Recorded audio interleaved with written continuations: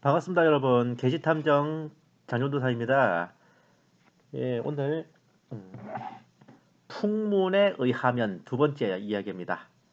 재판을 굽게 하지 말라는 제목으로 여러분들께 오늘은 그렇게 막 농담이나 장난도 안 치고 좀 진지하게 좀 들려드릴 이야기가 있습니다.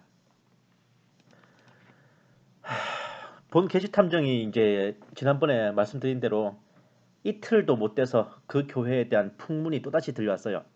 엄밀히 따지면 뭐 또다시 들려왔다기보다는 지난번에 미처 다 전해드리지 못한 풍문과 더불어 약간 씁쓸한 얘기가 더 들려온 겁니다. 왜 지난번에 모든 소식을 다 들려드리지 못했냐면 이 흥미로운 내용을 한 번으로 끝내기 아깝다는 것보다는 생각보다 매우 중요한 내용이라서 좀 더 깊이 추리할 이유가 있었기 때문입니다. 그 무슨 씁쓸한 풍문이란 것은 노회 기소위원회를 거쳐서 나온 결말이 서쪽에 흐르는 바닷물처럼 정확하지가 않고 이 사건은 다시 교단 총회 재판국으로 올라갔다는 것인데 드러난 결과만으로 보면 담임 목사와 여전도사회 밀실기도회 줄여서 밀회를 제보받아 CCTV 영상 등을 확보했던 부목사님이 교회 출입금지 정직 처분 등을 받은 것을 보면 노회에서도 이분을 처벌하는 즉 전문용어로 시벌하기로 판단한 듯하고 이게 벌을 내리다는 뜻이에요. 시상식 할 때 시자랑 이제 벌하다 벌자. 다윗 목사와 여전도사에 대한 처벌이 없는 것으로 보아 그네들의 행위를 이성 문제로 확인할 수 없다. 덧붙여 그 부목사님을 시벌하기로 결정한 걸로 미루어 보아서는 CCTV와 아파트 등 영상 증거를 확보한 것 자체가 불법이라고 판단한 모양입니다. 뭐 그러니 마치 다윗 목사와 여전도사는 도의적으로 뭐 책망받을 정도는 되지만 이성관계로 확인이 불가하므로 처벌할 수 없다는 판단을 노회기소위원회에서 내렸을지도 몰라요. 정말 그렇게 했는지 아닌지는 솔직히 모르겠습니다. 하지만 결과적으로 부목사님만 처분을 받고 담임 목사와 여전도사는 멀쩡한 걸 봐서는 그랬을 것 같아요. 본 게시탐정이 지난번에 예측한 대로 역시나 노회는 현직 담임 목사에게 일방적으로 유리한 판결을 내린 것으로 추측됩니다. 그러나 본 게시탐정의 추리는 오늘 좀 빨리 시작돼요. 과연 노회에서의 이런 판결이 과연 정당한 것입니까? 우선 부목사님을 처벌하는 면에 있어서는 그야말로 얼토당토하는 일이에요. 부목사님은 원로 목사님을 제외하고 엄연히 교회에서 담임 목사에 이어 당 서열 2위에 해당하는 교역자입니다. 성도님들의 각종 의견과 청원과 혹은 교회 운영과 사역에 대한 피드백을 받아들여서 응당한 조치와 답변을 해줘야 할 그 책임과 의무가 있는 목회자는 말이죠. 부목사님이 부인 1년 반이 돼가는 담임 목사와 이전에 무슨 트러블이나 대립이 있었던 것도 아니야. 원로 목사님의 편을 들어서 담임 목사의 목회 방침에 무슨 태클을 건 것도 아니오. 원로 목사님을 보필했던 것처럼 신임 담임 목사를 성실히 보필해 왔다면 성도님들의 제보와 피드백에 대해서도 합당한 조사와 조치를 해주는 것이 부목사님의 당연한 책무인 겁니다. 본 게시탐정이 전편에서 예측한 바대로 부목사님은 담임 목사와 여전도사의 석연찮은 만남에 대한 제보를 받았어요. 불필요한 오해를 막고 사태를 수습하고 자신이 보좌하는 담임 목사가 헛된 누명을 쓰지 않도록 조사를 했습니다. 그 결과 확실히 정상적이지 않은 정황이 발견되자 1신의 영달과 안녕을 내려놓은 채 내부 고발자로서 교회의 자정작용을 위해 노력한 분이셨다고요.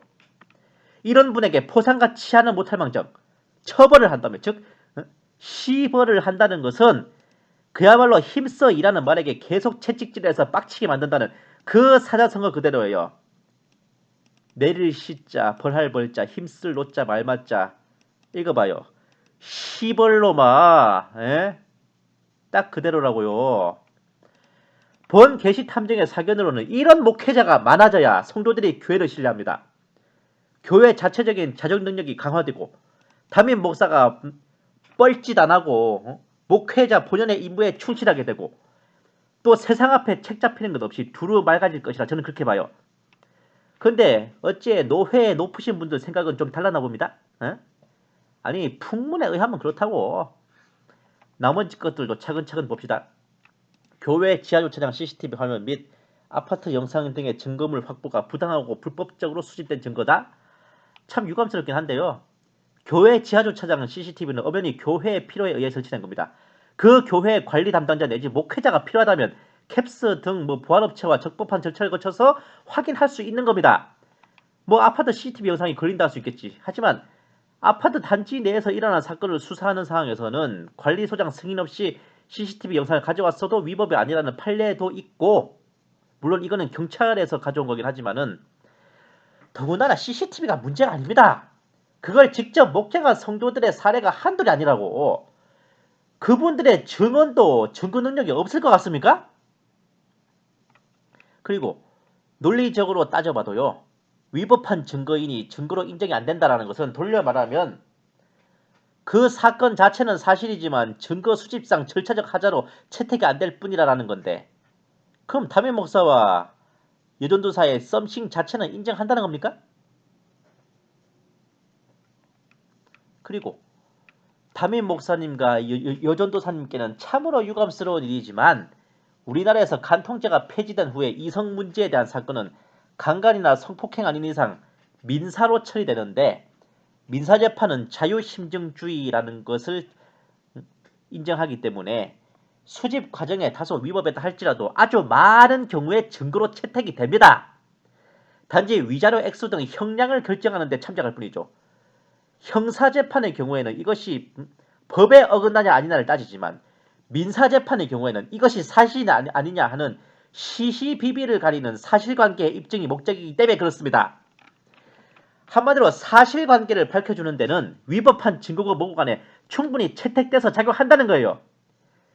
자유심증주의란 제출된 증거의 증거능력 인정 여부를 오로지 판사가 자유롭게 판단할 뿐 법적으로 증거능력의 존재 여부를 따지지 않는다는 그런 의미예요. 그러니까 정말 그 CCTV 영상이 위법하게 수집된 증거라도 민사재판에는 채택할 수 있다는 겁니다. 하물며 위법한 증거가 아니라면 더 말할 나위도 없죠. 그러면 담임 목사와 여전도사의 이성관계는 정말 확인할 수 없는가? 부목사님만 처벌을 당하고 담임 목사와 여전도사에게는 아무 피드백이 없는 것에서 본 게시탐정이 노회에 높으신 분들의 소양을 참으로 의심하게 만드는 건데, 지난번에 설명드린 것과 같이 기혼의 담임 목사가 미혼의 여전도사가 혼자 사는 아파트에 단둘이 위치해 있었다. 담임 목사와 여전도사가 교회 지하주차장에서 CCTV에 잡히지 않는 사각지대에서 여전도사의 차를 세워두고 그 안에 단 둘이서 몇 시간을 위치해 있었다. 이 두 가지 사안이 이성관계의 증거로 채택되지 않을 확률은 세상 법정에서도 제로를 넘어서 많이 났습니다. 두 사람이 어디 밀실에서 홀딱 뽑고 떡을 치다가 걸려야만 그게 간통이고 외도 아니라고요. 법적으로 외도라 칭해지는 일명 부정행위란 배우자로서의 정조 의무에 충실하지 않은 일체의 모든 행위, 성관계를 수반한 간통보다 넓은 개념입니다. 애정관계 유지 등을 포함하여 성관계의 증거가 없어도 두 사람이 애정관계에 있다는 것만 확인되면 부정행위에 해당하는데, 이 배우자의 부정행위란 민법 제840조 제1호에서 재판상 이혼 사유로 규정하고 있으며 대법원 1987.5.26 1987년 5월 26일 선고 87무 5와 6에 이거는 사건 번호입니다. 판결을 통해서 확정된 겁니다.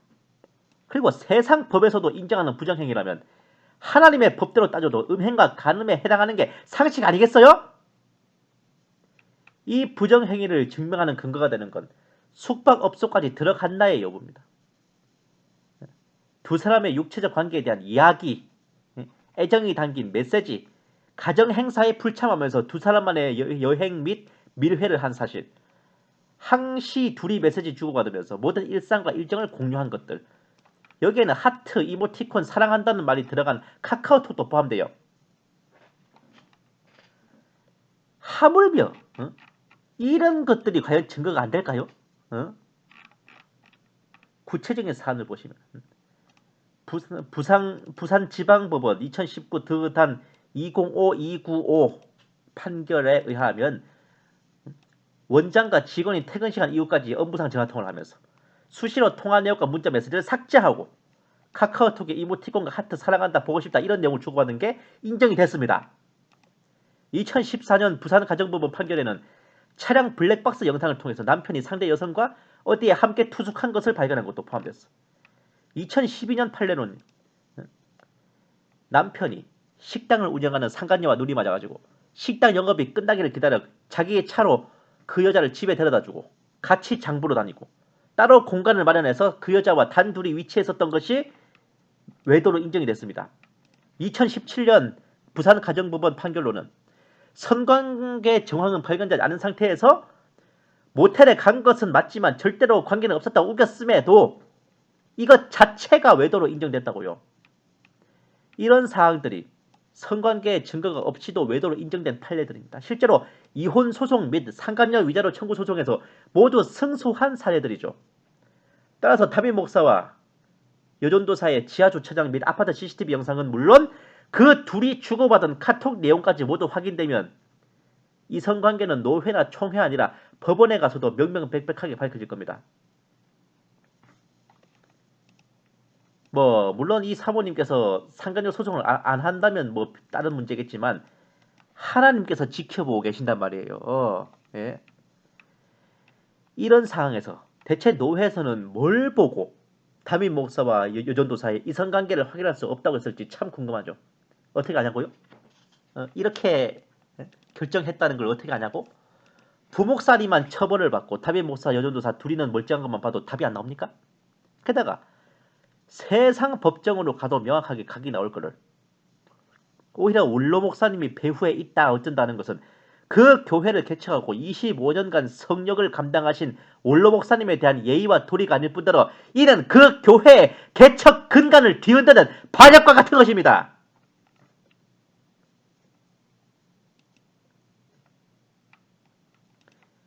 목회를 선교한 지 1년 반이 좀 넘은 담임 목사가 자신의 석연찮은 비행을 덮기 위해 그 교회를 개척하고 25년을 섬긴 원로 목사를 일고의 근거 없이 중상모략하고 의미한다는 것은 이것이야말로 대체 그 교회와 성도들을 뭘로 보고 저지르는 폐악질입니까?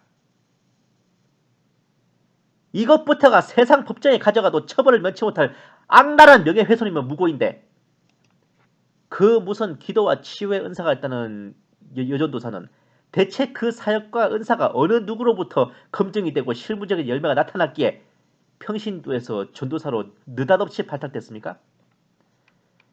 정규 신학과정을 이수하지도 않은 평신도를 전도사 직분부터 달아주고 신학을 나중에 시킨다는 것은 교역자 임명 절차에 심각한 하자가 있습니다. 게다가 담임 목사 1인 외에 그 누구도 듣도 보도 못한 은사라는 것은 교리적인 문제로 들어가면 신사도 이단의 혐의를 벗을 수 없습니다. 실제로 그 은사로 인해 드러나고 있는 열매라는 게 교회가 분열되고 웃음거리가 되고 있는 것이니 어찌 이것이 성령의 은사고 열매겠습니까? 그 교단 자체가 그런 은사주의, 신비주의를 인정하지 않는 교단이라면은 교단 총회 이단 대책위원회 회부대도 할 말이 없는 거란 말입니다. 게다가 최초의 교회 내부적으로 담임 목사의 사임으로 마무리 짓고 담임 목사 또한 동의했던 것이 여전도사와 더불어 기도원을 다녀오고서 갑자기 태세 전환하여 강경대응에 나서기로 했다는 거. 대체 누가 실세고 주인입니까? 한심스럽지 않습니까? 부목사님의 처벌을 논하기 전에 이렇게 검증되지 않은 은사사역자에게 휘둘리는 목사가 과연 2천여 명의 영혼을 주님의 양떼를 책임지는 담임 목사로서 목회할 자격이 있다고 보십니까? 그 와중에 담임 목사와 대책을 논의한 사람이 사모도 아니고 그 여전도사야? 담임 목사가 취임한 지는 1년 4개월 정도 됐어요. 여전도사가 취임한 지는 반년 좀 넘었는데 이것이 조기에 발견됐으니까 이 정도지. 만약 아무도 모르는 채로 몇 년 더 갔다면 과연 그 교회는 누가 치리하고 누가 좌지우지하는 곳이 됐겠습니까? 이 정도만 보아도 담임 목사와 여전도사는 도의적 책임 따위가 아니라 법적 책임도 면치 못한 상황이에요. 그 교회 그리고 노회는 교회와 교단의 위신, 그리스도의 몸과 나아가서 예수님과 하나님의 위신을 혼외 커플 하나 지키려고 지륵탕에 빠뜨릴 겁니까? 저는 상식적으로요. 두말할 것도 없이 노회까지 올라갔으면 그 담임 목사는 즉각 사임에 1000번 만번을 그 담임 목사 입장에서 유리하게 접어줘도 그 여전도사는 잘려 나가는 게 당연하다 싶었는데 너무 뜻밖의 결론이 났다고. 그러나 천만다행히도 죄가 더한 곳에 은혜가 더 넘치고 악이 있는 곳에 정의의 바람이 분다고 이런 부조리한 상황이 그대로 도장 꾹 눌러 추인되진 않았습니다. 풍문에 의하면 노회에서 그렇게 부목사님만 처벌하고 담임 목사와 여전도사는 무죄 방면하려던 게 천만 뜻밖에도 노회원 한 분의 반발로 무산되어 총회 재판국으로 넘어갔다는군요. 반대하신 한 분 목사님께서는 이미 교단총회에서 노회 기소위원회라는 기관 자체를 폐지했기에 이렇게 노회에서 기소위원회를 여는 것 자체가 불법이라고. 이거 제가 지난번 방송에서 말씀드렸죠. 또 한쪽에게만 일방적으로 유리하게 편향되도록 한 것에 대해 기소위원장 이하 기소위원회의 직권남용과 그 불법성에 대해서도 조사하도록 하겠다는 겁니다. 역시 이 정의와 공의는 죽지 않았어요. 이 교단 총회의 위신을 크게 살렸습니다. 이 한 분께서. 하나님께서 이 한 분의 목사님을 크게 치하하실 것이고 하나님의 전에서 이 노회를 대표하는 증인으로 손색이 없으십니다.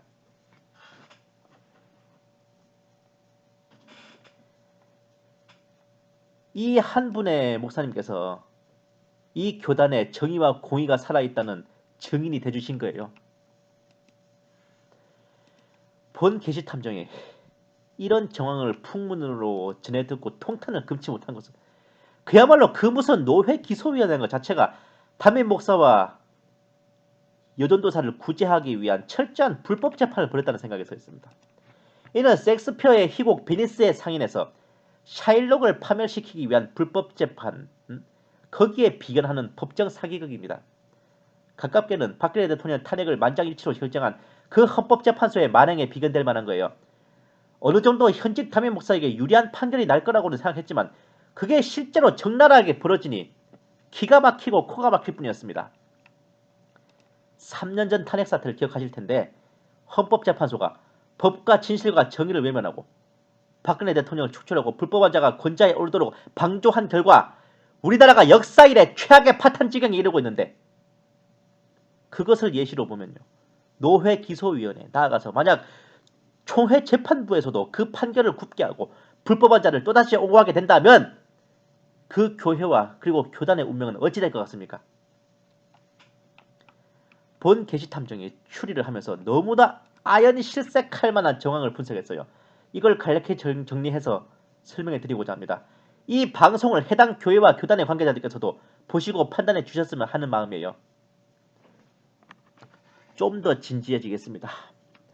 담임 목사와 여전도사가 말하는 골자는 이렇습니다. 교회 공적인 문제로 대화했고 개인적인 기도 부탁을 했다. 절대로 이성적 문제는 없었고 함께 1대1 기도 모임을 했다. 아파트에서는 그러니까 여전도사의 아파트에 둘이 같이 있었던 것은 신학 공부와 전세금 지원을 의논했을 뿐이다. 하지만 이것은 본인들의 주장일 뿐이에요. 객관적 증거는 없습니다. 대화하고 기도하고 의논하는 걸 촬영하거나 녹음한 게 없는 이상에는요. 그런데 네가 봐도 내가 봐도 누가 봐도 실무적으로 딱 눈앞에 드러나는 객관적 정황은 이렇습니다. 여전도사는 원래 평신도라 전도사의 자격에 미달되는데 담임 목사의 강력 추천으로 전도사에 임명이 됐어요. 전도사를 먼저 달아주고 뒤에 신학대학원 공부를 한 겁니다. 발탁된 사유는 기도와 치유의 은사가 있다는 것인데 기도 모임과 공부를 이유로 1대1 만남을 가졌고 담임 목사가 여전도사에게 교역자 대상 전세금 지원도 검토해 주었고 다른 성도들은 기도와 치유의 은사를 전혀 보지 못했습니다.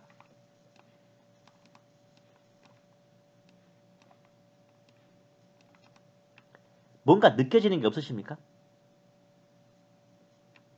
본 게시탐정의 추리로 한 큐에 정리하자면 이런 스토리가 나옵니다. 담임 목사가 교회에 부임해서 눈에 꽂힌 여집사가 있는데 그 사람에게 뭐라도 해주고 싶어서 알아보니 교회 재정으로 교역자에게 전세 지원금을 해주는 제도가 있어서 그것을 받게 해주고자 평신도인 여집사를 전도사로 임명했고 그 사유는 기도와 치유의 은사가 있다고 둘러댔으며 겸사겸사 기도 모임 핑계로 둘만의 시간을 가질 속셈도 있었고 그러다가 딱 걸린 겁니다.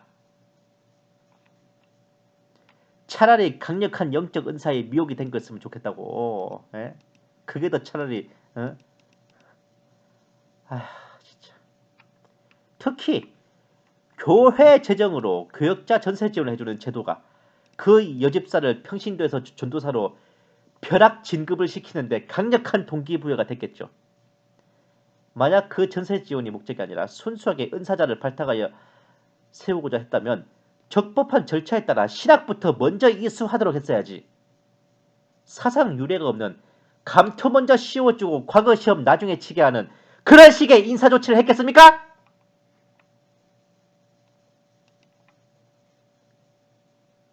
전도사가 돼야만 이걸 받을 수 있으니까 그래서 해준 거 아니에요? 좀 더 적나라하게 정리하자면 여친에게 인심 쓰려고 교회 재정으로 전세 지원을 해주려는 거였잖아. 만약 신대원 학비까지 교회 재정에서 지출됐다면 더 큰 문제지. 전도사로 임명됐으면 교역자 사례비도 재정에서 지출됐을 텐데 애초에 그 임명 자체가 불법이고 그런 목적이었다면 그 또한 교회 재정을 사적인 목적으로 이용한 한마디로 횡령이나 공금 손실, 공금 유용에 해당하는 그런 범죄라 해도 과언이 아니지 않을까요? 이거는 실제 언론 기사에 등장한 것입니다. 실제로 여전도사가 밝힌 변명이에요. 담임 목사의 집 방문에 대해서는 제가 사는 집이 20년 이상 너무 오래되어 교회 가까이로 이사를 할까 생각하던 차라 목사님이 그걸 들으시고는 교회에서 전도사들에게 지원해주는 전세금 방법도 있기에 한번 집을 보자고 하셨고 블라블라블라블라블라블라. 근데 봐요. 이 전도사가 임명된 지 1년이 지났어. 2년이 지났어.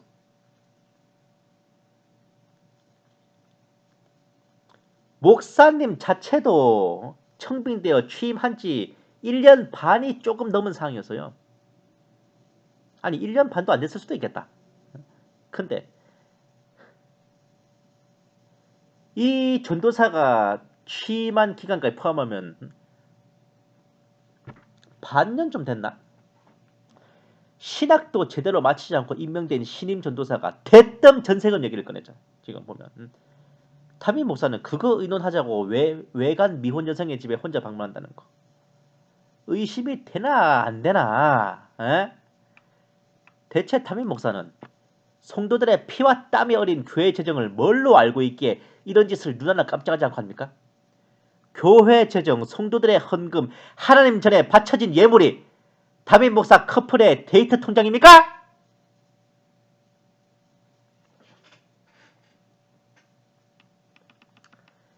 이런 정황을 눈을 감고 귀를 막고 도리지를 치며 외면한 그 무슨 노회에 높으신 분들은 님들 따님이 사모님이 저 담임 목사와 여전도사 같은 짓을 했다면 그래도 그럴 수 있지 하고 넘어가실 것인지 가슴에 손을 얹고 생각해보세요. 대한예술고 장로회 고신총회가 어떤 교단입니까? 신사참배에 굴복하지 않았어요. 굴복한 교단으로부터 탈퇴했어. 혹은 인간 일제의 온갖 핍박 속에서도 지조를 지켜 순교의 피를 흘려가며 하나님께 영광 돌렸던 교단입니다. 주기철 목사님의 순교 정신을 계승한 정통교단임.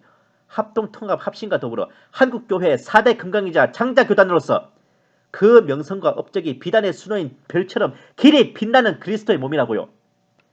본 계시탐정이 비록 그 교단 소속은 아니지만 명성을 전해 듣기로도 행위와 수고와 인내와 정의로움이 있었고 죽기까지 신실하며 믿음을 부인하지 아니하였고 사랑과 섬김과 믿음이 처음보다 나중이 더욱 많고 옷을 더럽히지 않은 흰옷 입은 자로서 주님과 동행하였고 주님의 이름을 부인하지 않고 인내의 말씀을 지켰으며 하나님께서 사랑하시기에 부족하지 않은 그러한 교회요 교단이라 믿어 의심치 않고 있습니다.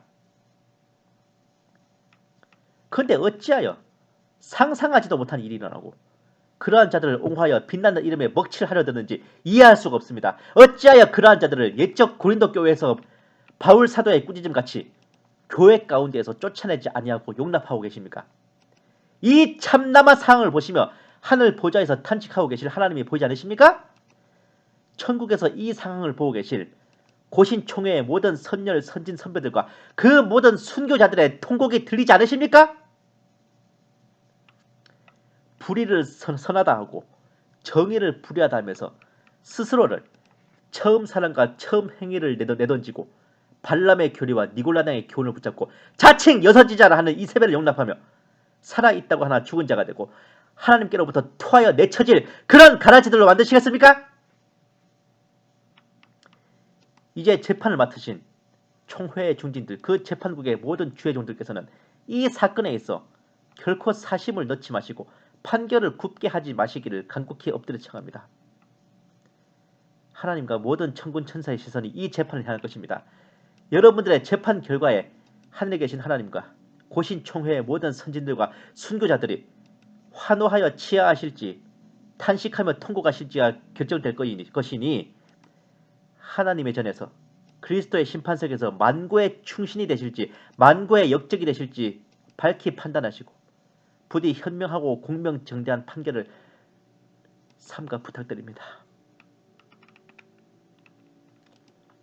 출애굽기 23장 1절 말씀. 다수를 따라 악을 행하지 말며 송사의 다수를 따라 부당한 증언을 하지 말며. 신명기 16장 19절 말씀입니다. 너는 재판을 굽게 하지 말며 사람을 외모로 보지 말며 또 뇌물을 받지 말라. 뇌물은 지혜자의 눈을 어둡게 하고 의인의 말을 굽게 하느니라.